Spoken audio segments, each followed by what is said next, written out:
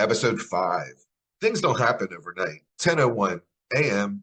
Eastern Standard Time. Let me just start with this whole thing about woke.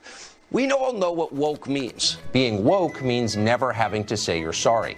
Woke means never letting anyone say they're sorry. Woke is racist. Big woke means equity, diversification, gender, and racial disparities. This wokeness that's happening at Madison's house and Jefferson's house, where all they do is talk about slavery. Wokeism is about murdering fun. You know what woke means? It means you're a loser. Woke madness, now it's drag queens and children and church. The woke is the new religion of the left. The new hip woke is to not like the Jews. What does it mean to be woke? I don't know what the definition of woke so much is. I do know that I think most people don't want to be lectured by companies. Get paint. It's taken 6 weeks to get a sample. It's terrible. We used to get it in 2 weeks. What do you attribute a lot of this to? Woke.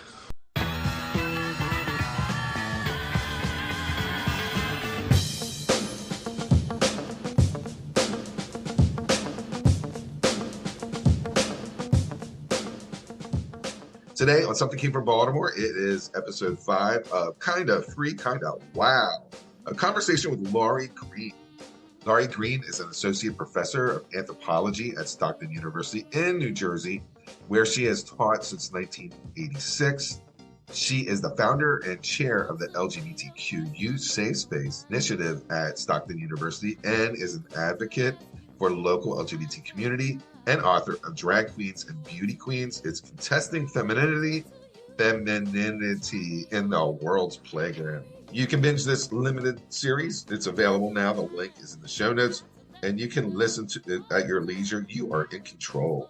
Music by Delight. It's the 1990 World Click album. Songs by Bobby Short, and let's get into that conversation. We're recording in progress.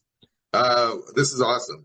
So when we have these heady conversations, you have follow-up questions. And as of yesterday, walked away talking about the anxiety it takes or the energy level it takes to be an activist. And the one thing that I noticed that while I was kind of going through my stint of activism is that I was having problems, and I would tell my friends, and immediately I could see a glaze over their eyes, like they had no interest whatsoever because they didn't know how to respond or they didn't really care. They're like, you got yourself into this. Right. So, yeah, that's exactly right. And it's also true. So I felt alienated, and also I'm working with a group who I'm like the leader of the group. And all I'm doing is, trying to get people to come together in a positive way. I can mention that, hey, I'm having a little struggle here, but the group doesn't want to hear it either. Like, that's not something that they want to be a part of, or that would turn them off. It's tough. So, it feels like you're kind of doing this alone and you're like a lone wolf on this deal. All you're trying to do is make things nicer for people, and you're having this internal struggle.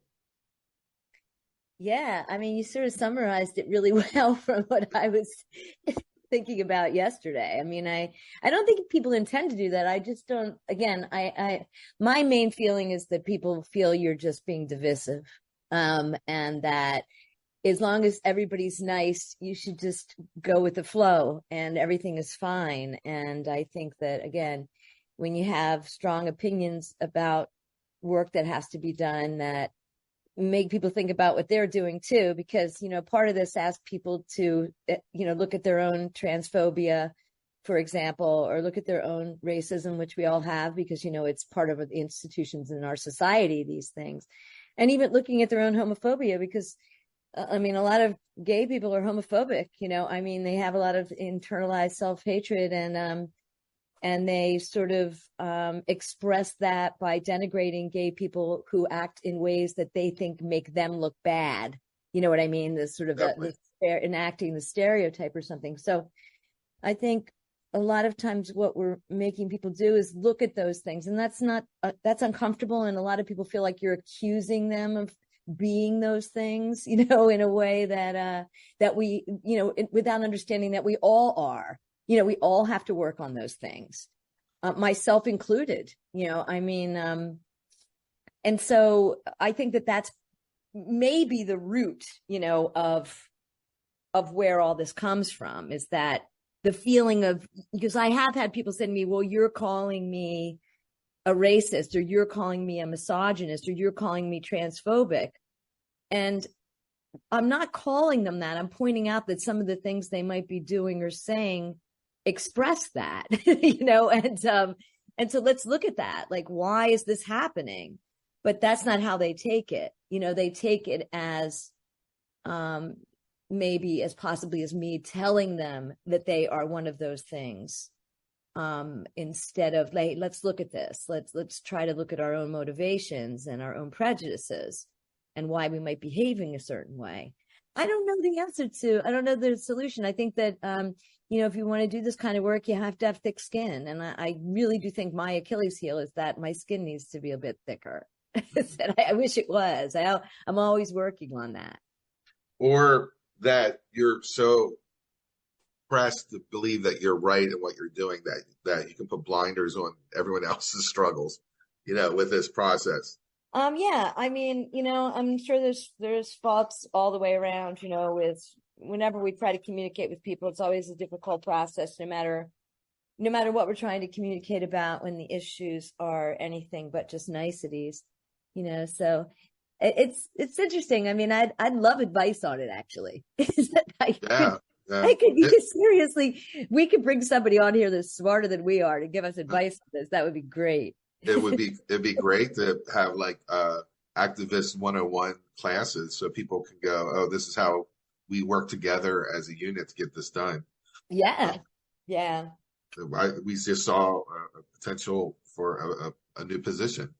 I mean, on the other hand, I think every time something goes wrong, we learn something from it, hopefully, and so every time something goes wrong, I think when I'm, trying to get something done, I have to look at what I've done and try to modify that and try to learn from it. Even if I didn't do anything wrong in my mind, there's still different ways of doing the same thing, Sure. And so I think that that's something that's important for anybody that's engaging in this to think about. Like, what could I have done differently to bring everybody together more effectively? Not that, again, what's an alternative, an equally, correct alternative to this? Yeah. I mean, I was in the Venice Park Association, where just like neighbors all getting together. They just didn't want violence, trash. They had people coming in, for the school board talking about topics. And there was this one guy who was violently against every single thing that happened. And it was wordsmithing everything. Like, if someone says something, they listen to the sentence and they're like, oh, well, then you mean this. And they were like going off on different tangents. It seems like the saboteur is always in a group like that, whose not intention is to move the group along, but to impede all progress whatsoever. And that's their high, is that they walk away knowing that they stopped all kind of movement. It's really interesting. It's a human dynamic, and I don't have an answer for that either, but you do see it in groups like that. Yeah, and and the upside of that, potentially, I always try to say is, it's usually personal when that happens. It's not about the group. It's about a person in the group that they want to remove or stop or teach a lesson or whatever is in their mind. But you hope once that's resolved and that person is, let's say, off or made powerless, that then the group, those same people, pick up the reins and do something good with it. When they don't, I think that's when there's a problem. When it was just about destroying and not about rebuilding. Because, I can see situations where destruction might be useful, even if it's not fair or not nice. So, and, for example, let's look at what happened in Philly with their Pride organization this last 2 years. Basically, they destroyed their Pride organization. and that needed, but in their minds, that needed to happen for something else to grow out of it. Now, however, the responsibility is on them to grow something out of it that everybody can enjoy, not just their particular interest group. And so now they get to see how difficult that process is. And they did. But they still have time. They can still show me the money. Let's see it. Let's see what you have here. Yeah. And that is really, to me, what separates the people that eventually make change and help the community and the people that don't, even though they might intend to. They have a special interest. Great. If you need to knock down the structure and rebuild it, I can see how that could be the case. But then now the burden's on you to rebuild it in a way that it serves everybody, not just your interest group. Sure. In that case, Fanny, I can't remember her last name. She ran the Pride for years, like it feels like 20 years, and it becomes a routine. It becomes like, this is how we do things, and this is, we're not deviating from the path.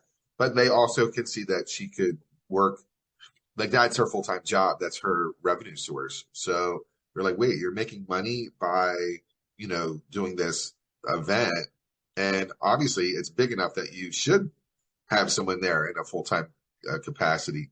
So I think people were really unhappy with the product that was kept on coming out and was very similar to the year and the year and the year. And so it was that part where they're like, wait a minute, either we need a redo or a refresh, or we need someone else kind of who has a more connected to in the streets than this person. So it's I mean, it was what they were asking was well founded. It's a shame that it had to be knocked down to build it up, but I don't know what happened in the background of that process, and how resistant they were to making changes and accommodating those interests. I don't know the answer to that, but it's a great time to do it. It was right around the COVID time period, and basically you couldn't have large groups anyways. So it kind of was a good time to, you're going to attack a fragile structure. You might as well do it during the COVID time period. Yeah. I do hope they build it back, though. I mean, looks like nothing's happening this year. So it'd be nice to see that, that same group take responsibility for also bringing back this kind of celebration of our community in a more unified and inclusive way, and show us how to do it. I mean, they have an opportunity to show everybody how to do it, and I hope they do. Yeah, I mean, so when you get into this type of thing, you're getting money from the city, and you're getting money from donations from, like, say, Coors Light or whatever. So it was easy to give it to one person who's been there for 20 years. They know what they're getting. They know that the money is it may be wasted, but they're not. It's going to where it needs to go. And as a new group, now you have to create all those relationships, and they're a little weary about providing money that has been tried and true. That's a lot of AIDS fund groups, and are very they're not as radicalized as, I guess, as the Pride right now, because it's a well-oiled machine. We know where we give the money at. We know what they do. We don't really ask that many questions. So it's kind of a business transaction thing where now in Philly, they have to start from scratch, and they have to create these relationships and make sure that they get the money, because it's always about the money. Yes. Yeah. I mean, well, you have to have the money to, put on events, certainly, if you're wanting to do that. And there's always compromises that you have to make when you take money. And again, I think that's little appreciated by those people that haven't engaged in community partnershiping, I mean, where, for example, in Atlantic City, we have little recourse but to partner with the casinos in terms of resources.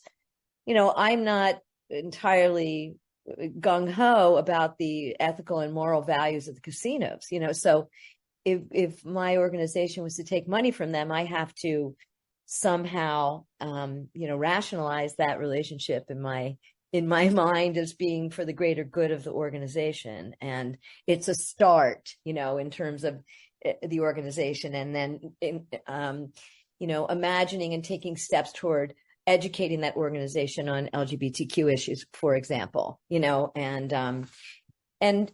it's got to start somewhere. And I think that sometimes people who have legitimate complaints about being left out forever, when they see you doing these things, they don't understand that things just don't happen overnight. I mean, and that, of course, that's why they believe they do. That's what the radical change is about, so it's just, they're not mutually exclusive, but I think they're two different strategies for trying to accomplish the same thing. And I think, when we're in one of those groups that's being, discriminated against, it's hard to be patient with that process, the slower process, the one that doesn't dismantle, and explode things.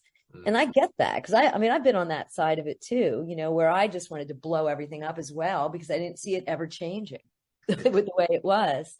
And so, I think if we can understand the other side's position, and we can have a conversation. I have to tell you, this might be because I'm old, Tom, but I feel like a lot of our problems nowadays stem from the fact that we don't try to resolve things in face-to-face communications, that the first line is texting, which is the worst way to communicate with someone you're having a conflict with. There's so much room for misunderstanding. I think email is only slightly better because you get time to craft it. You think you can edit it. But the best thing is just, to call, or to get in a room together and talk things out. And I think younger folks are less comfortable doing that than I am. And so it's, I think a lot of this conflict that people are having now, the level of it, I think a lot of it's based on the fact that we just are not comfortable getting in, face-to-face conversation with people anymore. That's exactly, we had food for thought from yesterday, where I thought, that is activism now is Twitter. It's like, I'm dipping my foot in the water. I know I'm not fully engaged as I was before I've gotten burned. And it's so much easier to write a tweet, pass it out, and have like a fight with strangers throughout the day and feel like I've accomplished something. That is, you're right. The face-to-face, the team building, when we were talking about ACT UP, we didn't have Twitter. We didn't have email. We went to a center and we sat there as a group, and we felt everyone's passion as to what we're trying to accomplish. And we created programs that were disruptive, and we also made things that were available for TV consumption. And, so you're right. That's how you, I guess, create a village is to have people face to face really working together. Yeah, it's hard to say some of the nasty things you might say when you're looking at someone in the eye, and I think we're always sorry when we get riled up and say things. I know I am. I know, again, my Achilles heel is my emotions, and the instrument of my self-harm is texting, so I fail often, more than I'd like, at least, but I try to remind myself not to text, to try to resolve problems. That as soon as there's a problem, that is hey, try to give a phone call, and see if they answer. And I again, this communication, who is it? Marsha McLuhan said the medium is the message. The medium does matter. Texting is different. It's a different message than email. Email is a different message than phone call. Phone call is a different message than face to face. And so we want to consider the medium we're speaking through, and its relative effectiveness for different tasks. Texting is great for like that quick, oh, this got done, or question. it's really not good for anything else.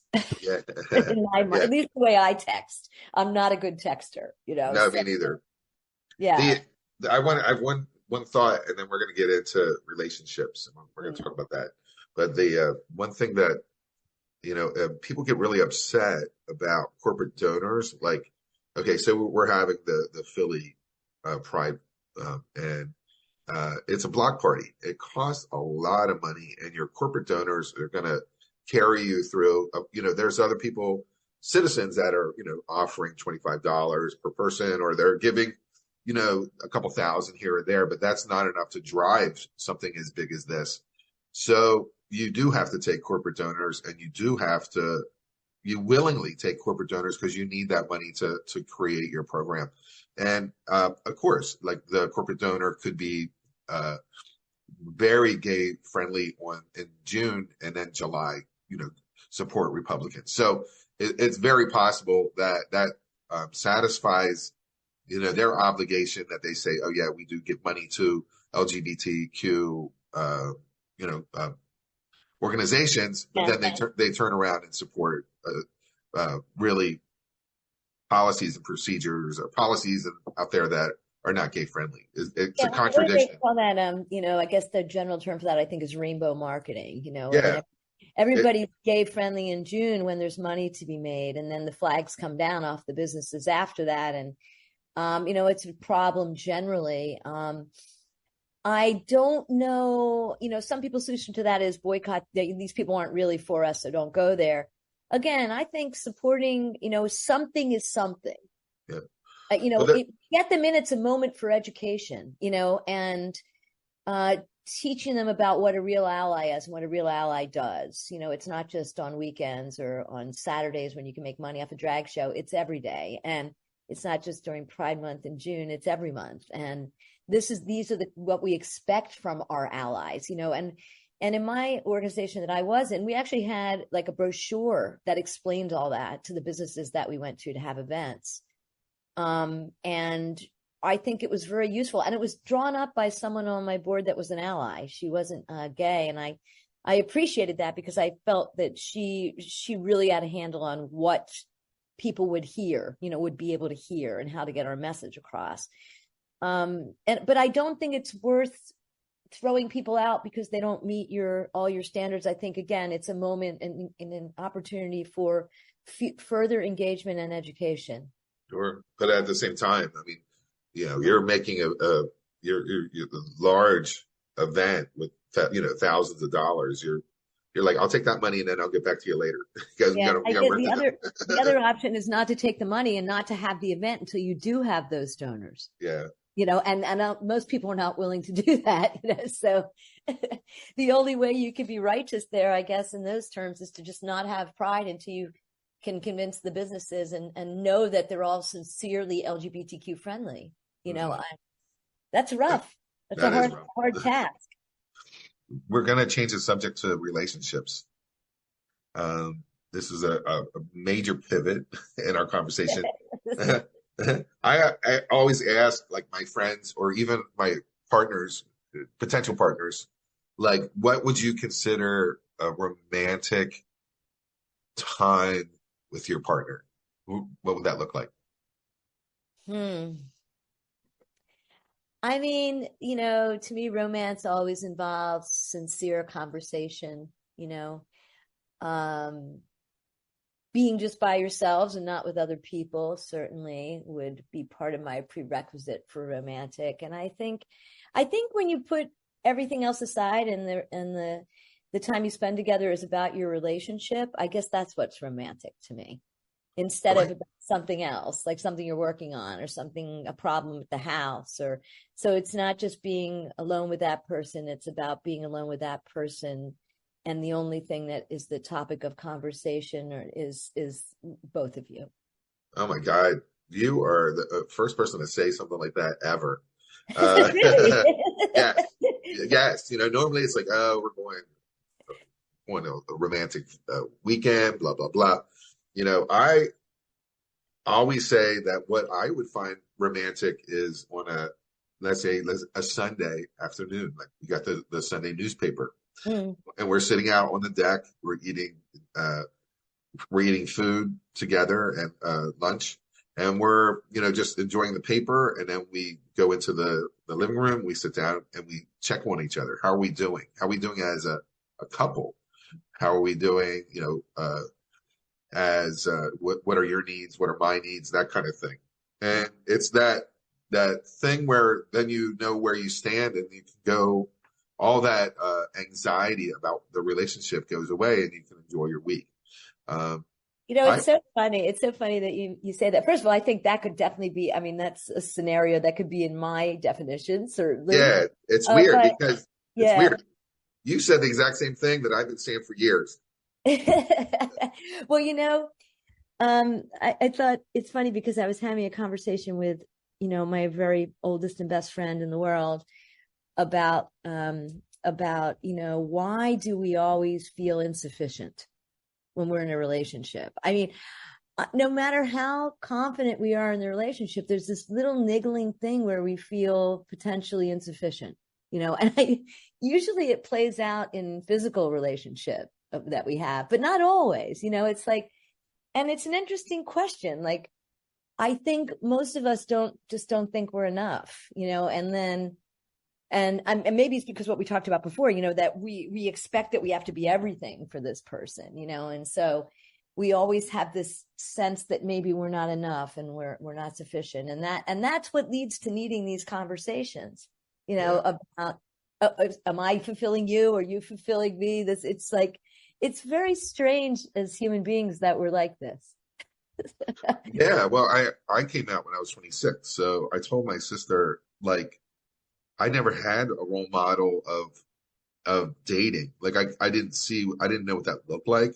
But also, I'm young. Like, although I'm 26, I'm just like 14, 15, trying to date and see what it's all about. So having an adult mind with a child, disposition about what relationships are, and there's, like, people are like, oh my God, you're a gay guy, you keep on getting burnt, and I'm like, wait, I'm only 2 years out. Like, I'm making mistakes here and hopefully learning from them. A lot of times they did, but it's that thing where, I just got a late start and had no idea of what feels good and what feels bad. I don't know. I'm somebody that's, been with both men and women. So in the sense that I've had sort of like a heterosexual relationship, even though in the heterosexual relationship, they know I'm queer, but I don't know that it's any different. I think it's still the same, huh? I think relationships are hard, and for me, I think a lot of it, and I believe this for everybody, but I don't know, is about the expectations that we have that are, that are unrealistic. And it's also negotiation because, as human beings, we are social animals, but we are, inherently self-preserving, and so we're always going to try to do what's in our self-interest as well. And being in a relationship means there's somebody else, that you have to consider. It's not the same, no matter how much you care about your partner. It's not the same, for example, as like how I feel about my kids. Like, I would do anything for my kids. I would sacrifice my happiness to some extent for my children. But I think that parents and children, that's a very special and unique relationship. It's not one that we can, the same level of commitment or caring or self-sacrifice that we can have with our partners generally. At least I can't. Maybe I should speak for myself. And I think that's part of it. We're looking out for them, but at the same time, we're looking out for ourselves. And that's hard because we have this very intent, but we have the intensity in the relationship that we also have to manage that we don't have with other people. So we have other expectations about like loyalty and, all this other kind of stuff that we would just never have from the rest of our friends. So it's rough. Relationships are hard. At least I find them hard. And then I look at some of my friends. Two of my friends, you probably know them. They just had their 27th anniversary. And I tell you, I say to them all this time because I sincerely mean it. They make it look easy. I mean, I have a lot of friends. Most of the people I know in a relationship do not make it look easy. And I'm like, thank God I'm single. But they make it look easy. And so they figured it out. They figured out what it is they need to do to balance those two concerns, their own happiness and the happiness of their partner, and that's great. It's great. And I know for a fact with them, they're very different people, and it has to do with the fact that they accept that about each other, and they don't expect the other person to be like them in any way, shape, or form. And I think that sometimes that happens. And you were talking about codependency, but I think it happens that codependent feature happens in a lot of people's relationships to some extent, that we become the other person and their desires. And if those are our desires, then that creates an underlying resentment, which comes out as soon as there's conflict, in the relationship. Yeah. Yeah. I always talk about the Pop-Tarts, I would have these conversations that became heated and they pop up, like there was some kind of anger issue or something causes a concern of, like maybe you don't love me as much as I think you should or blah, blah, blah. And I said, I get you Pop-Tarts. I get you the flavor that you want. I don't even ask. I just make sure the house is filled with Pop-Tarts. You never go without them. It's not my flavor that I like. I just make sure you have your Pop-Tarts. And I'm like, can't you see that? Like I do little things all the time that makes me show you that I care and I'm thinking about you. It's the Pop-Tarts. I said, that's the difference between people. And again, this is my best friend and I, because he doesn't ever express his emotions verbally. He's a man, first of all. He's a heterosexual man, and very, very rarely, I've known him my whole life, and maybe on 2 occasions have I seen him express his emotions, verbally to me. But I know him well enough to know he's caring, and I accept that. But it's funny because I had a friend the other day just broke up with her partner, and she said, well, they never, I don't think they love me. They never say it. And I said, well, some people don't say it. And she said, well, that's not good enough. Wow. I want to hear it. And again, that's asking, I mean, I don't know what the truth is, but it's still asking somebody to do something that is not them. Do you know what I mean? It's requiring a way of expressing yourself that isn't in that person, and that's not fair on many levels, but I get it because what she's saying is I need to hear that, I need to hear it occasionally. It's not good enough.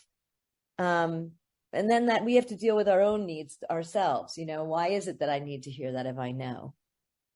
Because obviously there's something there where you don't know. So otherwise I don't think you would care. I don't know. It could be either, right? It could be a failing of that person, or it could be that there's something actually wrong and that's why they need to hear.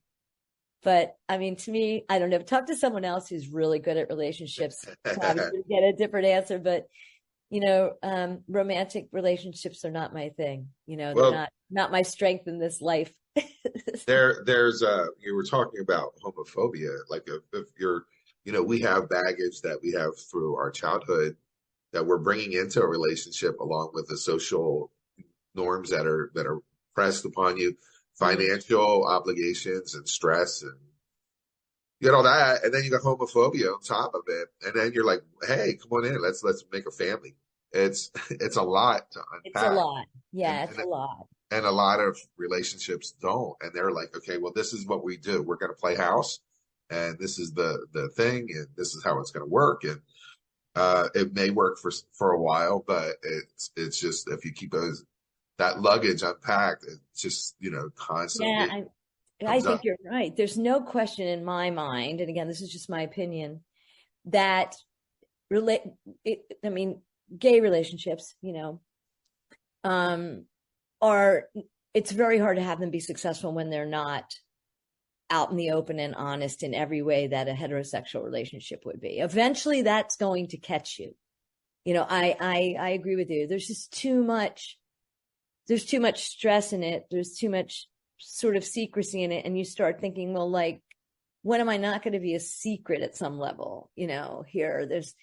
And that always makes people feel badly when there's reasons you would be a secret, but it's no fun being that secret, and that puts a lot of strain on a relationship, no matter what level that is. I mean, I have friends that are out, but like one of the partners doesn't go to anything with us because she's afraid her work, she doesn't want to be known as gay at work, even though everybody knows. Sure. Like, they to do things, and like, I would find that extremely stressful if I were her partner.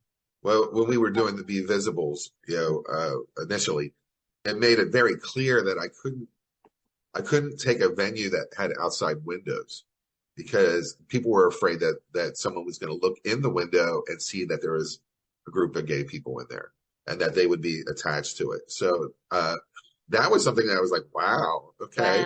Wow. That's something that I'm going to be very, cautious of, because I do want these people to show up, so, it gets to that point where you make a lot of compromises. And sometimes you have to look at society and say, there's nothing wrong with me. There's nothing wrong with me. Like, I don't know why I'm walking around thinking something's wrong with me when there's not. And I need to be equally in your face as standing beside you. I know that's something that I've have worked on for years, thinking that maybe I'm less than, or I don't want to appear to like, I don't want to take the space in the room. I just want to sit back because I don't want to be judged, and I don't want to I don't want people to know that I'm gay, and think less of me. So it's a conversation that you have in your head that is really crazy, and that's not where. Go ahead. Yeah, stigma is such an interesting thing, because when you're part of a stigmatized group, there are different strategies for dealing with it, because all of us, we just want to be accepted. We're looking for acceptance. And when let's say you're a gay man or a gay woman, cisgendered, we can walk around the street and nobody knows we're gay if we want to. I mean, so we have the opportunity to pass as straight. And, that might inform our strategy for what we're talking about, so I'm just gay in my home with my partner. That's when we relax and we act gay, but when I'm out on the street, people know we're partners, but we act as we don't touch each other. We would never go to an office party and hold hands or kiss each other, peck each on the cheek. We would never do something like that, because that is sort of like, that's going to make it the elephant in the room to those people. They know we're gay, but they don't want to have to deal with it. Do you know what I mean? So there's one strategy. It's sort of like the passing strategy, or the another, or the covering strategy, which is just like, everybody knows, but I just make sure that I behave in a certain way, which makes those other people, like straight people, comfortable. Yes. That would be the covering strategy. But then we can do that. We're able to, because we're not, there's nothing obtrusive about us that we can't cover up, right? But then if you're somebody like a trans individual, their very presence is obtrusive, right? So they can't use that strategy, and that's why they're going to go, well, then my strategy is now in your face. This is who I am. If you don't like it, too bad. Their strategy becomes a rejection of that desire to cover, desire to make nice. And so when we critique that, we have to remember they don't have the choices that we have, for managing our stigma. They are unabashedly different, and they are visibly and obtrusively different. And so the only strategy they have for trying to get acceptance is to force it on people. What else could they do? I mean, there's, you have to accept me. I'm a human being, and I think we need to remember that when we critique people for the choices that they make, that we don't all have the same choices. We don't all have the same options for coping with our stigmatization, and our the biases against us. And I would say that too about, people of color in our community. They have to deal with that stigma as well. and manage that. And it gets, it's a lot, you think it's a lot trying to manage your gay stigma as like a white man or a white woman. Think about having to manage 3 or 4 of them, like being a Black trans woman, and having to manage 3 of them, I mean, or more. Maybe you're like disabled. Now you got 5, and you wonder why people get angry, because it's a lot, it's really a lot. And I think we should all try to remember that as a community. All right, we're at less than a minute, so we're going to go to the next one. All right, we'll go to the next one. All right, I'll see you on the other side. Live at the Carlisle, it's Bobby Short, the heebie-jeebies. Ooh, I got the heebie-jeebies. Well, shake that thing.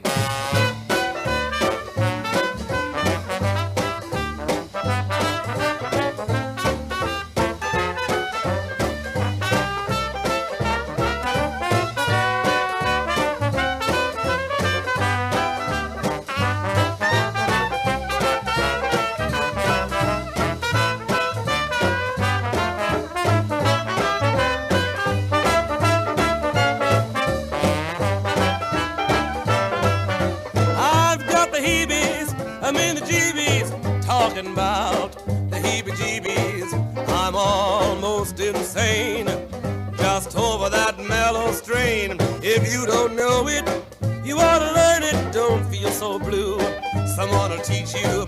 Come on now, let's do that dance called the heebie-jeebies dance. Oh mama, it's the heebie-jeebies dance.